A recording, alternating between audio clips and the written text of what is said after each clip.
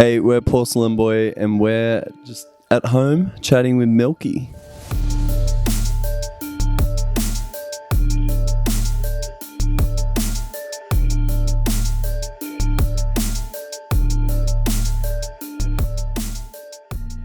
So me, Jordan, this Jordan, met in high school. I kind of started doing some performance stuff and I really wanted a bass player, and Jordan was an incredible bass player. I knew I had to get him, and so I convinced him to come and start doing some stuff with me, and we had a indie rock band for a few years, just touring up and down the East Coast. And then during COVID we really switched it up, changed the sound, changed the project, started exploring new things beyond the indie rock world. Yeah, as in we were just playing for a few years in all different bands, and then during COVID we moved in together. We were down in Sydney, Ashfield area, and didn't have much to do, and so we decided to start doing this project, and it's been a ball.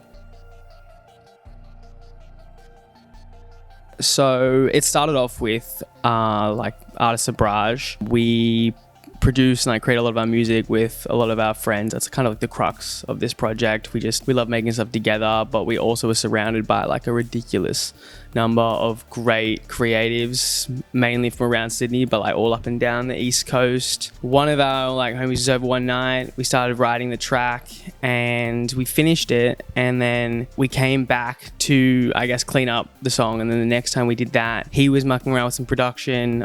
His name's Connor Moran. He's a freak. Shout out Connor Moran. I had just had the best Uber drive of my entire life with this fella. He was headed back to Hurstville, and he had this most nuanced, deep understanding of early 2000s pop. He was explaining to me the infantilization of Miranda Cosgrove and why she was never able to really break out of where she was, whereas she'd been afforded the same opportunities as an Ariana Grande, but they held her back, and that's why it didn't happen. He was also going into the fact that he thought that the wax statue of Taylor Swift was a little too tall at Madame Tussauds, and it wasn't actually to scale, and I couldn't help myself but flick on record, and I had about 20 minutes of the best chat of my entire life. And so we brought that over. We're listening to it as we were building out this other track. We ended up cutting it up and making that the intro, and that's UBER X Factor. Yeah, it was a wild ride.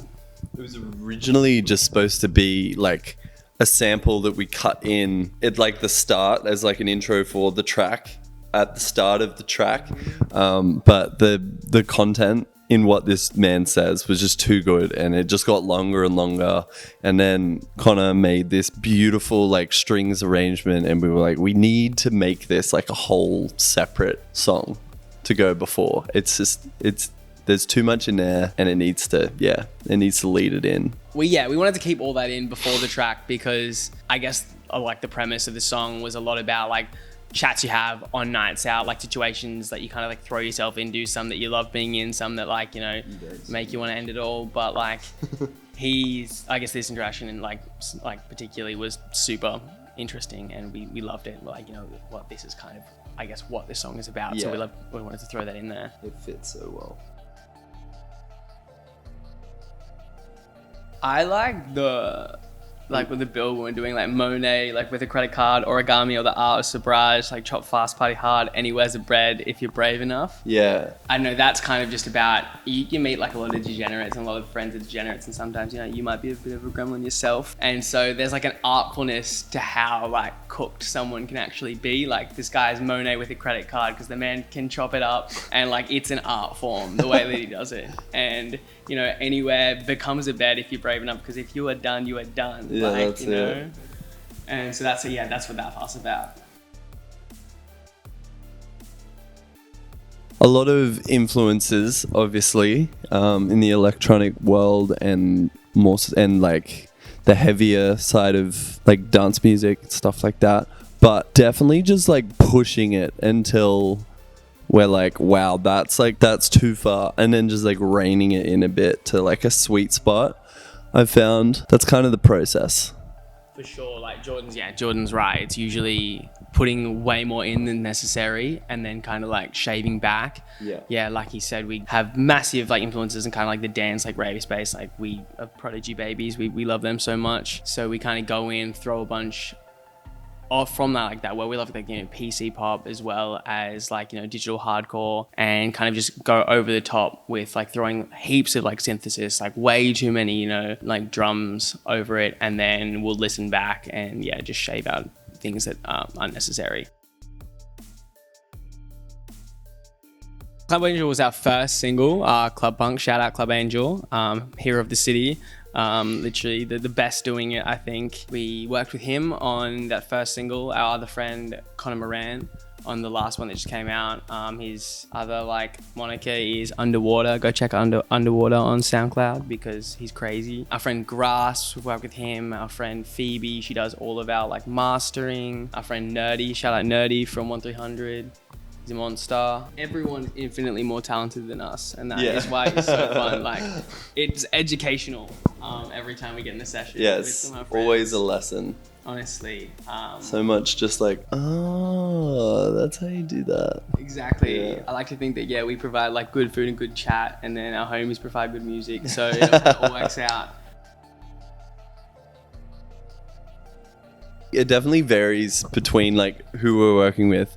But I'd say it's possibly like too early into doing this to know if there's a pattern there, if you know what I mean. Like, as far as like our creative process together goes, it's pretty it's kind of, yeah. As in it's fine. And we always pull up a Google Docs between the two of us, have access to it. And so one of us can be writing, editing, the other one's writing as we go. And then as far as like who's driving like in the chair when we're doing production, it'll kind of range between us two and then whoever we're working with, and we'll kind of just jump kind of between, which is nice. But yeah, we keep it kind of ad hoc as far as, you know, yeah, strictly what we're doing in the sessions. We think that, yeah, visuals are super, super important. I mean, we've all got eyes, so yeah, we like to see with them, and we figure, you know, people checking out our project do too. For the most part, we work with our super, like, talented friend, like we said. We work with people that are better than us. Billy Zamet, the best at it in Sydney, crazy DOP, director, you know, visionary, etc., etc. But he jumps on board with kind of everything that we do, from shoots, like just stills, through to like our music videos and visualizers and everything else. He just gets it. Like, the boy comes from like a hardcore background. He's been shooting like graph stuff his whole life, and we kind of like dirty things, but like pretty and dirty things, and he just happens to feel the same way. He kind of gets in on all our ideation, but like lets us, I guess, take control as much as we want, or make us feel as though we're taking control, so we really have ownership of the ideas. But then he comes in and like polishes things, you know, like we might start up being like, we want to do this, and he's like, that's great, what if you did that and added this to it? You know, it's important. I feel like, you know, we supplied the paints, but like he did the Sistine Chapel.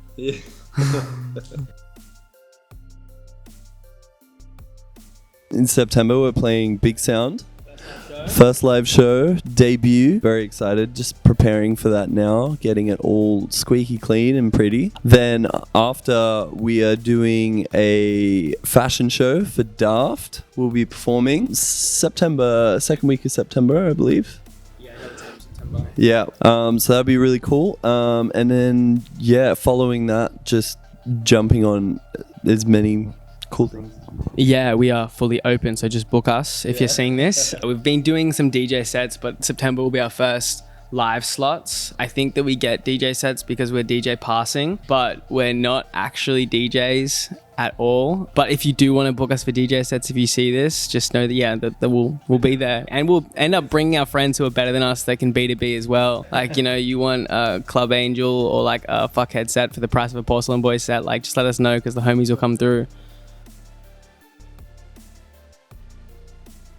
The way that we want it to come out, as it needs to be like a punk show, loud, dirty, screaming, whatever, with just some really polished, delicious electronic elements behind it. Get people moving, get people jumping, and yeah, hopefully just create an environment that hasn't been seen or done before. That's kind of... That is so ambitious. Yeah, honestly, be ambitious. Literally, you know, be ambitious. I just want to have like a good time, and I want, you know, the people in the crowd to be having as good time as we're having, to be honest. As in, yeah, technically, I hope that we're brilliant. If we're not, at least I hope that, you know, we're pretty and people enjoy being in front of us, to be honest. That would be That would be nice. But yeah, we're gonna be still like, there'll be guitars in there, there'll be synth in there, like live, but we're also gonna be just, running a bunch of really heavy and loud tracks that people can dance to. The music's ready, which is super exciting. We're gonna push it back probably to the end of August now. We have like a few friends with our music. They're going on their own tours right now that hopefully they'll be like spinning stuff out. Like we have our homie, Prophecy Girl. Shout out Prophecy Girl. Again, the best to do it out of Nam. On tour with What's So Not. We just collaborated with them recently. They're going to be taking their version of club punk on tour, which is really cool. And we'll just be seeding it out for the next little while. But then the next month we want to come back with music in time for big sound, and then just keep releasing once a month for kind of the rest of the year.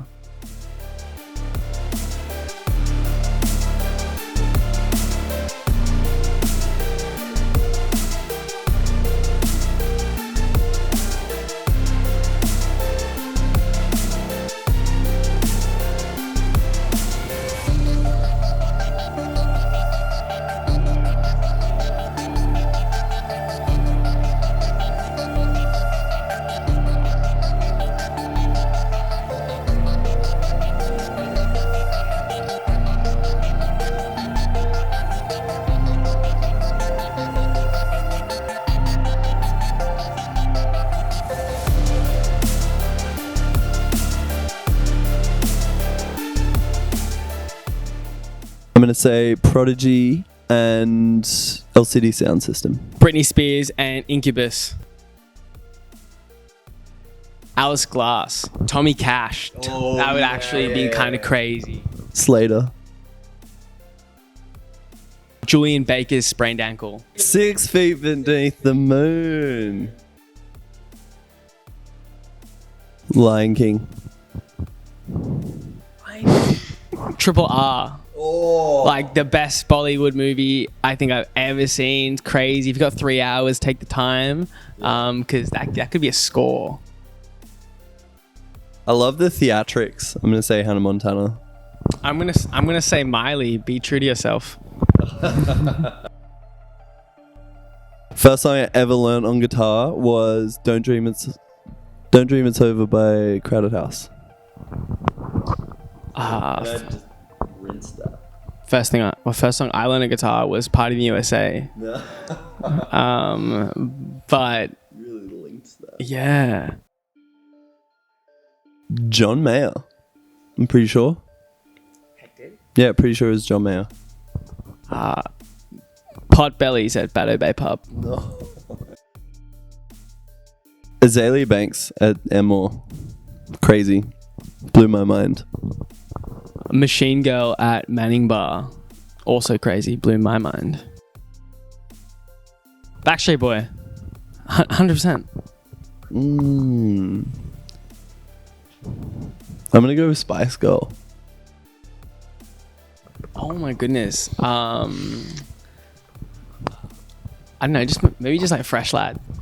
Just Clean Boy. Something that's like Clean Boy? I don't know, Clean Boy. It just came out of me. It's creepy. That is slippery. Dirty Spice. Lady Gaga. Oh, yeah, Lady Gaga. I want that kind of elevation. Yeah, that's a blessing. That would be crazy. Dancing in the Dark or... I was going to say Bruce Springsteen. Yeah, 100% Springsteen. Like, I feel... It's just so karaoke. Right, I feel like a man when I do Bruce Springsteen. Like, as in like blue jeans, kind of like I got like a brown rustic belt. I don't know. It's... I was going to go with Bruce Springsteen, but I'm going to go the complete opposite direction and say Toxic Britney Spears.